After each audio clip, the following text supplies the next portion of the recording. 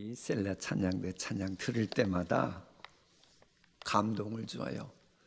오늘은 그 찬양을 들으면서 저 곡을 저 지휘자님이 해석한 것을 오케스트라까지 동원시켰더라면 마치 주페이 경비병 서곡처럼 참 높고 낮고 빠르고 천천히 모든 게 조화를 이루며 멋진 작품 되겠다, 그 생각도 했어요.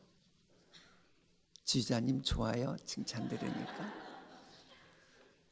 우리 신앙생활하면서 누가 잘하면 좀 칭찬 좀 해줘요. 아니, 잘하는 거 칭찬해 주는 것도 못하면 어떡해요? 자, 여러분, 예수님을 향해서도 칭찬할 거리가 많이 있습니까? 여러분, 예수님 사랑하시는 거 맞지요? 이제 궁금한 것은 예수님 지금 사랑하시는 거 하고 여러분이 예수님 처음 믿을 때에 예수님 사랑하셨던 거 하고 언제가 더 뜨거운 것 같아요? 어떤 분은 처음, 어떤 분은 지금이래요. 지금이라고 하는 분이 오늘 아가서 말씀 읽을 때에 바로 나의 이야기다, 그렇게 될 거예요. 분명한 것은 요한계시록 2장 4절 5절을 보면 우리가 주님 처음 믿었을 때에 처음 사랑 잃어버렸으면 주님이 촛대 옮기실 테니 빨리 처음 사랑 회복하라. 그러니까 우리 인생의 촛대가 옮겨지기 싫으면 그 처음 사랑 어디서 잊어버렸는지 빨리 찾아라. 이제 그런 메시지인데 오늘 읽게 될 아가서 3장이 바로 잃어버린 처음 사장을 찾고 찾아 헤매는 그런 내용으로 시작합니다. 그러니까 신자가 주님의 은혜의 동산에 초청을 받았음에도 분명히 참 주의 사랑을 알고 그러기 때문에 왔는데 언제부턴가 사탄의 유혹이 넘어가가지고 마치 에덴 동산에 있었던 사탄 마귀가 아담과 하와를 미혹시켰던 것처럼 그 주님을 향한 사랑을 잃어버린 경우가 있더라는 거예요. 이때 사랑을 회복해야 할 것을 계시하는 것이 본문입니다. 왜? 하나님은 사랑이신데 사랑은 이별이란 없는 거예요. 사랑은 망각될 수 없는 겁니다. 그게 진정한 사랑입니다. 자, 그러면 술람미 여인은 사랑을 언제 찾았습니까? 내가 밤에 그 사랑을 찾으러 다녔다는 거예요. 이 밤이라고 하는 것은 패트릭 주석가에 의하면 그냥 단순히 어떤 특정 날이 아니고 밤마다 찾아다녔다는 겁니다. 그게 진짜 사랑 아니겠어요? 한번 내 사랑 찾아보고 없으니 에이, 관두지, 그럽니까? 그러지 않습니다. 저는 지금도 이 길거리 가다가 그 현수막에 송 점점 누구를 찾아주세요, 수십 년 됐습니다. 못 잊는 거예요. 못 잊는 거예요. 이게 진정한 사랑 아니겠습니까? 그런데 이제 영적으로 밤이라고 하는 것은 언제입니까? 빛 대신 주님이 계시지 않을 때가 밤입니다. 우리의 빛이신 말씀이 없을 때가 밤입니다. 때로는 시련과 연단의 때가 밤입니다. 극한 시련기가 밤이라고 비유하는데, 그러니까 이 얘기를 바꿔 말하면 뭐예요? 우리가 처음 사랑을 회복해야 될 때는 그저 모든 것이 순탄하고 그럴 때, 본문은 그 얘기하는 게 아닙니다. 내가 너무나도 힘들고 어려울 때에, 앞이 캄캄할 때에, 어두울 때에, 시련이 덮쳤을 때에, 내 마음이 편치 못할 그때에, 실은 그때가 바로 주님과의 처음 사랑을 회복할 때입니다. 주님은 그 처음 사랑 회복하라고 우리에게 때때로 갑자기 시련 주시기도 하고 마음속에 고민거리 불어넣어 주시기도 한다고 하는 것을 잊으면 안 됩니다. 자, 그러면 술람미 여인은 솔로몬과의 처음 사랑을 어디에서 찾으려고 했습니까? 때는 밤인데 어디에서냐? 내가 밤마다 침상에서 찾았으나 찾지 못했노라. 이와 관련된 말씀은 호세아서와 아모스에서도 똑같은 말씀이 나옵니다. 화 있을진저 그들이 나를 떠나 그릇 같음이니라. 이게 처음 사랑을 떠나갔다는 거예요. 왜? 그건 패망할진저 그들이 내게 범죄하였음이라. 드디어 그 범죄의 목록이 나옵니다. 성심으로 나를 부르지 아니하였으며. 하나님의 이름을 부르는데 마음이 동하지 않은 거예요.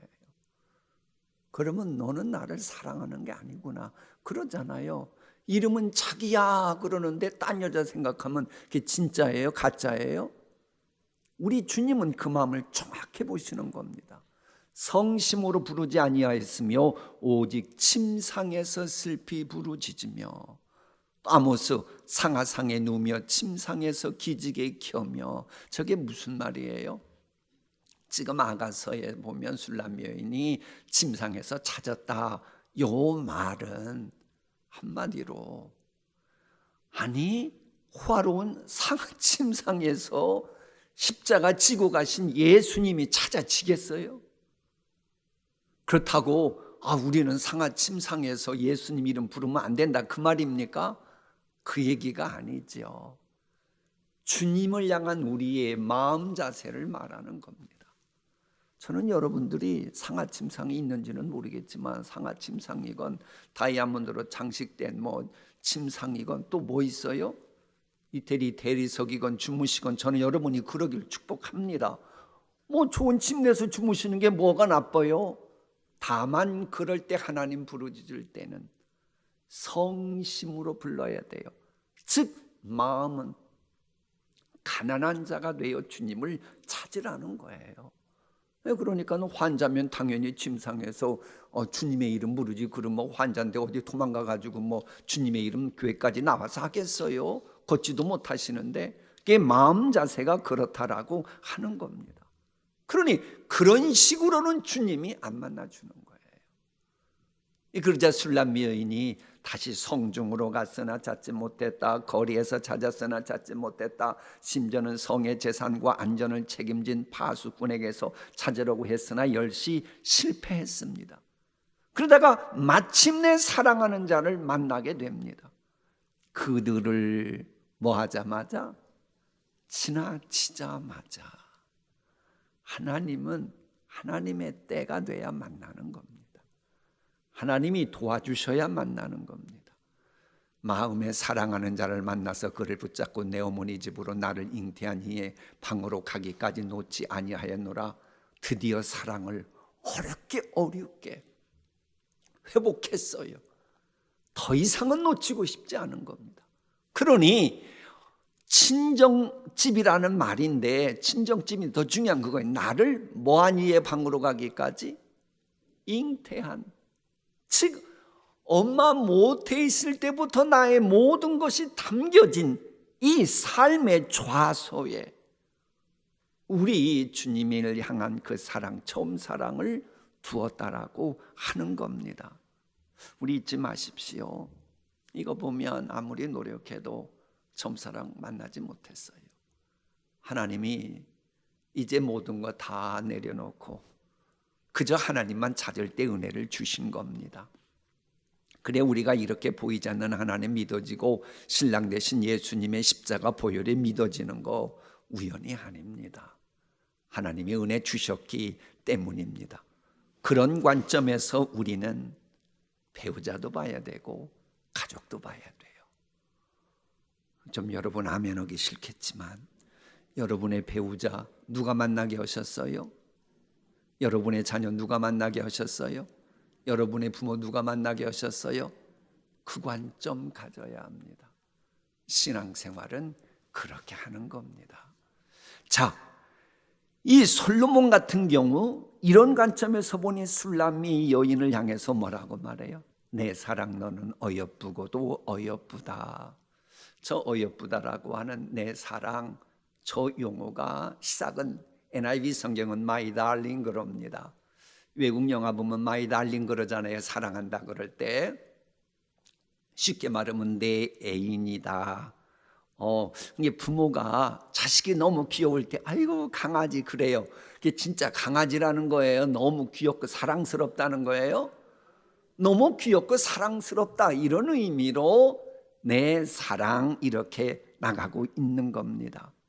우리에게도 이렇게 사랑이 듬뿍 담긴 사랑의 애칭, 사랑의 고백이 있는 가정생활이라면 행복하겠지요. 여러분의 배우자가 혹은 여러분의 부모님이 여러분의 자녀가 간혹가다 내 사랑 너는 어여쁘고도 어여쁘다 그러면서 자녀가 여러분의 이마에 혹은 볼에 뽀뽀해주면 좋겠어요? 안 좋겠어요? 그럼 여러분도 그렇게 하세요. 그게 행복한 삶 아닙니까? 본문은 그 얘기를 하고 있는 겁니다. 예쁘고 예쁘다, 너무 좋고 너무 좋다는 겁니다. 세상에 계신 여러 자매님들이 듣고 싶어하는 말 중에 하나가 어여쁘고 예쁘다는 말이 아닐까요? 우리 교인들은 너무 많이 들어서 별로 행복하지도 않아. 남자들은 어떤 말 듣기 좋아할까요? 예쁘다는 말들을 좋을까요? 멋있다는 말 좋아할까요? 여성들은 예쁘다라는 말을 좋아했는가 봐요. 여러분 말고 솔로몬 시대는 그러니까는 예쁘고 예쁘다라고 말하는 겁니다. 사실 술람미 여인이 어떤 여인입니까? 시골 깡촌 출신입니다. 얼굴도 본인 스스로 계달에 장막다고 할 정도로 거무튀튀한 얼굴입니다. 그러니까는 여러분 얼굴은 지금 뽀얗는 거예요. 술람미 여인에 비해서는. 그러나 백인에게 비하면 아무리 피부가 뽀얘도 어떻게 보인다? 황인종 티가 납니다.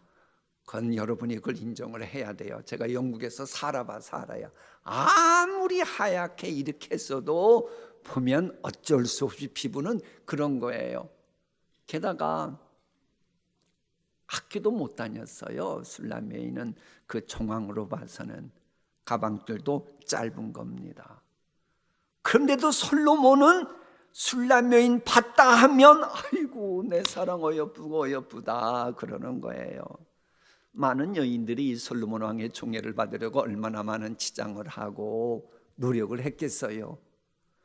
그런데도 이상하게 솔로몬은 술람미 여인만 보면 정신을 못 차리는 거예요. 이게 복입니다. 여러분을 보고 왜 만왕의 왕 되신 예수님이 여러분을 그렇게 사랑하시고 좋아할까요? 그걸 지금 같은 맥락인 겁니다. 우리 찬양했습니다마는 은혜 때문인 거예요. 아니 그렇게 보겠다는데 누가 뭐랍니까? 아니 만왕의 왕 되신 주님이 그렇게 여러분을 어여쁘고 어여쁘다고 본다는데 누가 뭐라고 말할 겁니까? 아니 솔로몬 왕이 술람미 여인을 그렇게 보겠다는데 누가 뭐라고 말하겠습니까? 그래 솔로몬은 이 사랑하는 여인 술람미 볼 때마다 그저 모든 게 아름다워 보이는 은혜가 임한 거예요. 여러분 그러잖아요. 아무리 천하 최고의 일색의 미인이라고 해도 그 마음이 교만해가지고 정이 안 가요. 그러면 예쁘다고 할까요? 안 할까요? 왜 여러분 그래도 예쁘면 예쁘다고 할래요? 뭐가 예쁘다 그래요? 아무리 천하일색이라고 해도 마음에 안 들면 여시 같다 그러지 뭘 그렇게 미인이라 그러겠어요. 이 마음이 동해야 예쁘다라고 하는 겁니다. 그래 이 솔로몬은 술람미 여인이 은혜로 바라보니 모든 게 예쁘고 예쁘다 보니까는 이제 신체에 머리털까지 눈까지 모든 신체 부위를 설명을 해요. 제가 강단에서는 이렇게 쓸 수 없는 용어들까지 조금 있으면 나오게 될 거예요. 근데 그걸 바라볼 때 여러분은 영적으로 그려야 됩니다. 마치 추상화 그리듯 술람미 여인의 신체를 추상화 그리듯 그리면 영적으로 메시지가 아주 깊이 다가오게 됩니다. 어쨌거나 이는 칭찬을 받고 있는 술람미 여인은 얼마나 행복했겠습니까? 남이 갖지 못한 장점이 있어도 누가 알아주지 않는다. 그거 불행한 겁니다. 그래 여러분이 자녀들을 위해 기도할 때 내 자녀에게 혹은 내 손주에게 이런저런 장점이 있다 그러면 그거 누가 알아주게 해달라고 여러분 중보기도 해야 됩니다. 그런데 누군가가 와서 나의 감추어진 아름다움과 감추어진 장점을 드러낸다? 그건 복인 겁니다. 그 인생은 꽃피고 환희에 찬 인생으로 변하기 시작하는 겁니다. 여러분, 뭐가 살맛 나는 삶입니까? 사랑받을 때, 칭찬받을 때, 그야말로 잠재되어 있는 것이 드디어 꿈틀거리고 꽃피고 열매 맺을 때, 그때의 그의 인생은 더욱 예뻐지고 멋있어지는 거예요. 그래서 사랑하고 칭찬하는 말은 산소와 같다고 하는 거예요. 뭐 같다고요? 여러분은 가정생활할 때 산소 같은 말을 많이 해요? 이산화탄소 같은 말을 많이 해요? 산소 같은 말을 많이 하시기 바랍니다. 자, 그런가 하면 솔로몬은 술람미 여인을 나의 누이 나의 신부라고 말합니다. 이게 영적으로 성화 과정과 관련해서 아주 중요한 단어입니다. 그런 맥락입니다. 그러니까 사랑하는 아내를 보고 누이라고 말한다는 거예요. 아니, 어떻게 아내면 아내지 누이로 보이는 겁니까? 너무나 사랑스럽다 보니 시간이 지날수록 그렇게 마냥 귀엽기만 하던 누이로 보였다는 겁니다. 무슨 얘기예요? 아내를 향한 사랑이 식어지지 않았다라는 말입니다. 사랑은 식어지면 진정한 사랑 아닙니다. 아내를 향한 사랑이 식어지지 않았다. 부부간에도 식어지지 않는 사랑을 한다면 얼마나 좋겠어요. 영적으로 그렇습니다. 우리가 하나님을 처음 믿었을 때는 그저 하나님 하나님 부르다가 시간 지나면 하나님을 아버지라고 부르다가 더 하나님을 사랑하게 되면 우리 예수님처럼 아빠, 아버지요 그러잖아요. 그러는 거예요. 그러니까 우리가 잊지 말아야 돼요. 이제 이 얘기를 이렇게 하면 좋아요. 보면 남자들 사이에 형님 형님 하는 사람이 있고 형 하는 사람이 있어요. 상대방을 형님이라고 부르는 사람하고 사이가 더 좋을까요? 형이라고 부르는 사이가 더 좋을까요? 그럼요. 형이라고 부르는 게 훨씬 사이가 좋은 거예요. 이처럼 아내를 보고 부인, 그거보다 때로는 나의 누이야 이렇게 부르는 거, 이게 괜찮은 겁니다. 여러분, 주님을 향한 사랑 식어지는 거 좋지 않습니다. 부부 생활이건 신앙 생활이건 식어지는 거 안 좋아요. 뜨겁게 타오르던 처음 사랑의 시간이 흐르면서 냉랭해지는 거 우리 주님도 싫어합니다. 이 가정생활도 마찬가지예요. 연애 시절에는 사랑의 열기가 대단했다가 결혼하고 나면 사랑이 점점 식어져 간다고 그러고 그걸 당연시 여겨요. 아이고, 사랑해서 사나요? 의무감으로 살지요. 부분이 그냥 살지요. 뭐 자식이 있으니 그냥 살지요. 법적으로 묶여 있으니 헤어지지도 못하지요. 그거 우리 기독교인이 그러면 안 됩니다. 왜 아멘들 하지? 큰일 났네. 우리 기독교인들은 그렇게 사는 게 아닙니다. 점점 사랑은 뜨거워져야 하는 겁니다. 우리 주님을 향한 사랑도 아까 여쭤봤던 거예요. 이제 더 뜨거워졌다.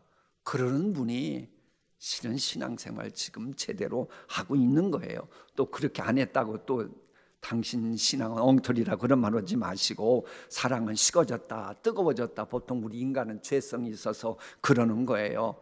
중요한 건 뭐냐? 사랑이 식어지지 않게 해달라고 꼭 여러분 기도해야 되고요.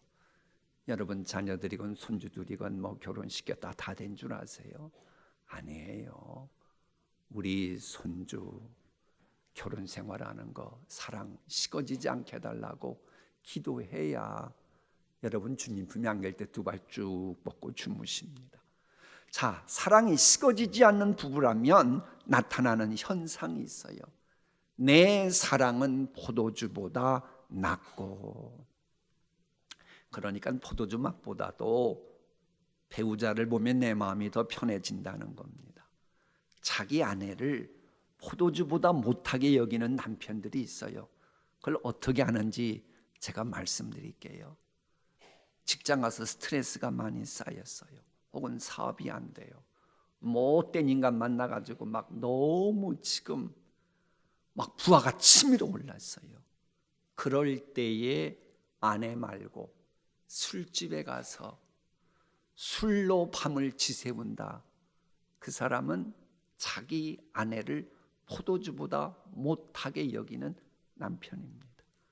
근데 똑같이 힘들고 어려울 때에 아내에게 와서 너무 힘들고 어렵다고 그러면서 문제를 하나씩 둘씩 풀어가는 남자, 이게 바로 아내를 포도주보다 낫게 여기는 남편입니다. 영적인 질문을 던집니다. 과연 여러분을 향한 주님의 사랑을 여러분은 어떻게 보고 계십니까? 고민이 있고 걱정이 있고 스트레스를 받아서 신경이 날카로워져 있고 화가 치밀어 오를 때에 신랑 되신 예수님께 나아가서 문제 해결하고 마음의 평화를 누린다. 바로 신랑 되신 예수님을 포도주보다 세상 그 무엇보다 더 낫게 여기는 거룩한 주님의 신부인 겁니다. 이런 관점에서 너의 기름의 향기는 각 양 향품보다도 더 좋구나라는 말씀도 접근하면 주님의 관계가 성숙해져 갈 때에 어떻게 해야 될지를 우리에게 지금 힌트하는 바가 있는 거예요. 분명한 것은 주님과의 관계가 성숙해질 때 우리는 세상 유행 풍조가 아무리 매력이 있어도 영적인 정절을 지키면서 오직 주님의 신부로서 만족하며 살아가게 됩니다. 그래서 나온 표현이 다른 사람과 같이 마시지 않는 덮은 우물이라는 표현이 나오고 다른 사람과는 대치하지 않는 잠근 동산이라는 표현이 저렇게 나오는 거예요. 나의 누이 나의 신부는 잠근 동산이며 덮은 우물이요 봉한 샘이로구나. 그럼 이제 저 말씀 지나고 나면 이제 신의 이야기가 나와요. 그러니까는 타인이 들어오지 못하도록 잠근 동산인 건 맞지만 동산이기에 주님의 은혜의 생수가 흐르는 시내가 있기 때문에 하나님께서 뿌린 약속의 씨앗들이 뿌리를 내리고 꽃피고 열매를 맺고 그러면서 향기를 토하고 성령의 9가지 열매도 맺고 그러니 얼마나 좋습니까? 이런 내용으로 이제 아가서 4장 후반부는 마치게 돼요. 이렇게 잠근 동산이지만 남이 이 경험하지 못하는 나만이 누리는 우리 가정만이 누리는 그런 복도 경험하는 여러분 되시기를 축복합니다.